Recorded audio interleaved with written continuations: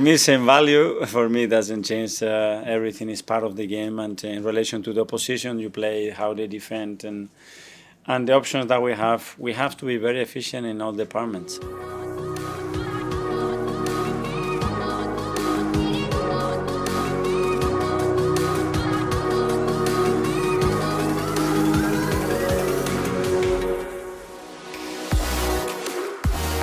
I don't think it's just defenders. If you look at Ep's performance the other day against Tottenham Hotspur, I think he scored 3 goals, but defensively he was amazing as well. So I think it's the whole team that's just trying to step up and do a bit more. Also because if you have an example, Big Gabi, he's out, and everyone knows how important he is for us. And at the same time, you also know as defenders or as a team, you have to step up, and a big player like him goes out of the team. So I think it's just everyone taking their responsibility in defending and also attacking, and together then we go from there. What do you think of Harry as a player, as a striker? I think he's an amazing striker. Everyone knows that he has so many qualities. He's been doing it for such a long time already, and now at Bayern München he's also being one of the best players in the world. So it's gonna be a nice challenge for us as a team, as defenders, to stop him tomorrow. I think I'm right in saying your last season with Ajax you played mainly in the centre of the defence. Now we're seeing you link up with Bakayoko on the right and playing so far up the pitch. How would you describe the success behind the evolution of your position since moving to Arsenal? That's true. I played a lot of centre back when the centre back position when I played for Ajax. But I've always played at multiple positions already. So when I came here, I played a lot on the left back position as well. So just trying to adjust and trying to understand what the manager wants from me. Doesn't matter what position, and just trying to understand the game, because then it's easy as well for me to play in multiple positions. And then now after I came here, obviously I got injured, and now I've played a bit more games on the fullback position on the right side. So it also comes, I think, with games and spending time with the players in front of you. I think last year as well I played a lot, but Bukayo was injured, and maybe Ethan was playing there, or Martinelli was playing the right side. So also with just having games and with playing with the same players a bit, it comes easier. You wore the armband when you were playing there as well. Mikel told us at the start of the season that they held a vote, and that Martin Odegaard won by every single vote. So as a former captain, why did Martin Odegaard get your vote? Because Martin is another example that's for someone that leads by example. I think everyone looks up to him in the way he does his things, and the way also he performs every time he's on the pitch. But if he speaks, everyone listens, and I think he's the obvious leader for us. Simon? I saw you were talking recently about when you came back from injury and you had put on too much muscle. A lot of us would be an ethical thing to be too muscle. What was sort of the situation that led to that, and how did you change it when you came back? You sort of tried to do so. Obviously, when you're injured, you're in the gym a lot. So my body, if I'm doing a lot of, I was talking, I think, about my upper body, and when I'm in the gym a lot, my upper body goes quite quick. So I try not to do it too much, but it's also like here at Arsenal, we have some great coaches here, and I realized that already very quick when I did my ACL. That the physios and the strength and conditioning trainers are amazing. So they help me with that, and I don't have to think about it by myself, luckily. And I saw as well you've also taken up Pilates. Yeah, that I like to do, yeah. You did, and what was the sort of reason behind that, and how has it helped you? Yeah, also a recommendation from Arsenal. That's something I do here, and I do it every week, and it's just part of my routine, something I like to do. That's more core than a bit of stretching as well. Yeah, just something I add to my recovery, I would say, or just trying to stay fit, Sam? The fans always look forward to you posting Bible verses on social media before games.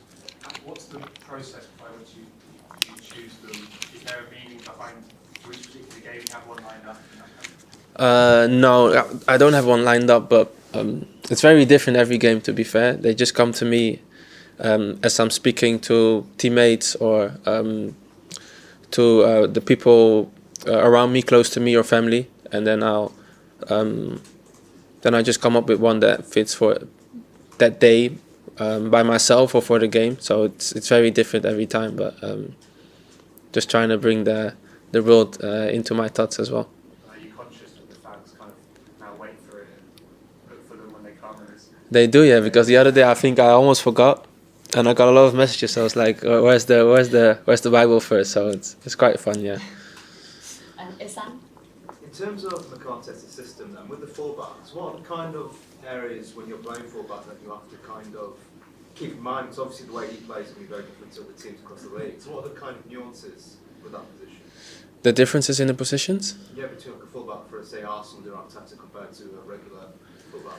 Oh, that's a lot. To be fair, when I was at Ajax, there was already it already made me think in a different way, I think. But this, when I came here, this obviously is another level, and I think if you look at a game of Arsenal, I think you can tell it's like there's a lot been asked from you, but I think it's fun. I enjoy that process, and I think makes me better as a player and as a person. Helps me to understand the game better and think more about the game, and that's, I think, a good thing.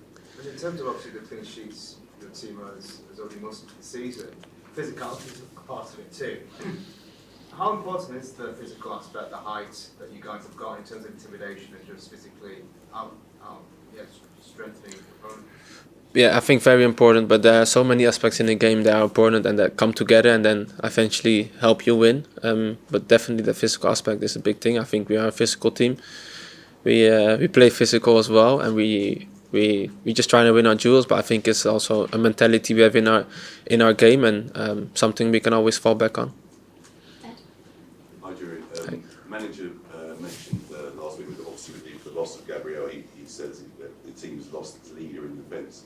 Is that something you feel you can step up now and be one of the people that really sort of takes the initiative Yeah, in his absence? Yeah, I think we have to, because I think the manager is right. The presence and the leadership Big Gabi brings is something massive for our team. So what I just said as well. I think as a team, as defenders that are playing in that moment, whoever it is, I think you have to step up and maybe bring a bit more, and that's what we're trying to do. And obviously playing against the Bayern team, it's won 4 out of 4. You've won 4 out of 4, not conceded. They're the joint top scorers. How much of a statement would it be to get another clean sheet and win against a team like that? Yeah,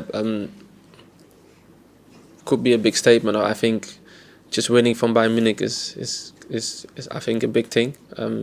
Whether they conceded a lot or not, I think they're a good team. They're tough to play against, so I think it's the same for us. So it's going to be a good game. Hi, Julian. Hi. Arsenal fans are convinced that no winger will get the better of you. Tomorrow you're facing Marco Elise. How do you prepare for a matchup like that? Just like any other matchup, to be fair. Every week, every game, there's someone again that's very tough to defend, and luckily I'm not on my own on the pitch. You do it as a team, and just trying to be aggressive and always focus on my defensive part first, and then my attacking as well. And Bayern are in superb goal scoring form, but you guys are defensive gone up another level this season. Do you guys tell yourself that you guys are the best defenders in the world, or just defend when you stay humble and just approach the game calmly? Yeah, you say it right there. It's just staying humble, approach the game calmly, but also aggressive, And also, I think Sunday was an amazing game, but there's so many things still, for me personally, that I can do better. Defensively, but also in attacking, and that's the same for the team. So we're just trying to find those things every time again, and we have to get better as well, because I think there's still like a level to reach for us that needs to be reached. Yeah, you are one of the few members of the squad that are open about their Christian faith. Yeah. I wanted to ask you, how important is your faith to you, and what sort of things do you and the other Christian members of the team do? Do you pray together? Do you go for games? What sort of things do you do? Yeah, for me it's a way of life, my faith, and I try to live by it. We pray before games, with the team, because we have some Christians in our teams, which is amazing, and I think it brings unity and understanding, because you can't live the same life, and then it's not always as easy. So those conversations are good, and I think it's an amazing thing to have in our team. Staying on the topic of your Christian teammates, your relationship on the right hand side with White Saka continues to improve. I wanted to ask you, what is your relationship like with him, and what sort of things have you done on and off the pitch to make that connection even stronger? Yeah, we have a good relationship. Mukai is a great guy. I think he has a good relationship with everyone in the team, you know, because he's a likable guy. Everyone likes him, and he's a kid of the club as well, and he's a fantastic player as well. So it makes it easier for me to play with. So yeah, sometimes we hang off the pitch as well. And what I said, I think the whole team together, on and off the pitch, we are great together. I think the energy and that togetherness and the unity we need to use and bring on the pitch as well. Game 1 of 3-1 this week, really tough week, of course, of games, and it coincides with you bringing back quite a few of your players that were out injured. Can you just talk about the extra challenge when you're reintegrating players in a week where the challenge is so high, Yeah. the level is so high? Especially because they've been out for a long period of time, 6, 7, 8 weeks, and that's quite a long time. But to be fair, when I see them training today as well and how willing they are, all of them to play a part, to start ideally if they can, it's great. So they seem to be in a good place. We have to manage that because we have a very demanding week and opponent. But the other day we managed to bring Noni in, which is great to see, and the rest are ready. What is that challenge like when the players are so keen to come back from injury and there's that real energy that they want to get back onto that pitch, and how do you kind of temper and calm them to say, you know, we know what's right for you and we need to introduce you the right way? Well, we have to look at the individuals, obviously, and make sure that they are ready if it's to start a game like this. And the second one as well, for how long they can play. We need to be very mindful as well how many of those players we put on the pitch, because most of them, they're not going to be able to finish 90 minutes. So we need to be conscious about the subs that we need to use, how we're going to use it, the windows that we have, in order to be very efficient with our decision making throughout the game, and we will plan in regards to that. Simon, evening standard. Mikel, you're going to have some big selection decisions now when you get these players back. For example, being obviously Arteta literally just scored a hat-trick in the position that Martin normally plays. How do you sort of see that battle, and is it something that you enjoy when you're going to have a decision between two players like that competing for the same position? I do, because the priority is for the team to be as efficient as possible and to win football matches as a priority number one. And then we're going to have to deal with those situations. Players are going to have to merit to play, and the higher the standards each individual puts in, the higher the level of the team is going to be. So we're going to have to live with that in a really positive way, because it's something extraordinary for the team. Is that the sort of message that you want, that from literally Raya in goal to whoever plays up front, every position in the team is being competed for? It is, and it has to be, and thanks God that we have improved the depth of the squad and the quality comparing to previous years as well, because it's going to be more needed than ever. Football this season comparing to last season is already different. 2 seasons ago is a different league, and we need to be conscious of that. Like the other teams, the other squads in the league are built in the same way, nothing different. Harry, BBC Radio. Hi, Mikel. Can I just ask you about Gabriel Heinze? Obviously, he's joined your staff, and from the outside looking in, he looks extremely passionate. Looks like he's got great energy. What would you say, from a technical aspect, he's brought to your coaching staff that I'm not saying you didn't have before, but what are his specific qualities? Well, his experience, he's a winner. He's won in many clubs that he's been at. He had a very different education as well. Obviously, we know each other for 23 years. I'm very close of that. That brings something extra. But that level of passion, Guy probably shows us in a way, but Albert shows in a different way, or Molly, or Nico, or Iñaki, and everybody that is around. So it's great, because at the end, what I'm really happy is that we complement each other really well, and everybody brings a different insight, different character, different personality to the table, and that makes us a much better team. It makes me a much better coach as well, which is the intention, to have the best resources to give to the players. And it's great to see Gabriel Jesus back on the training pitch. We've all seen the videos online of him sort of putting the ball in the back of the net. Is there any idea when you think he'll be ready to be a part of the squad? Yeah. He's quite close, to be fair, and it's earlier than we expected. In the next few days, he's going to have another step to make with a game that we're going to organize for him, and after that, he's just going to be knocking on the door, because this is Gabi, and we knew that was happening. Daniel, benches. Hi, Mikel. How good must it feel to use a star player in Gabriel, and then have Hincapié come in and not miss a beat in the biggest derby of the season?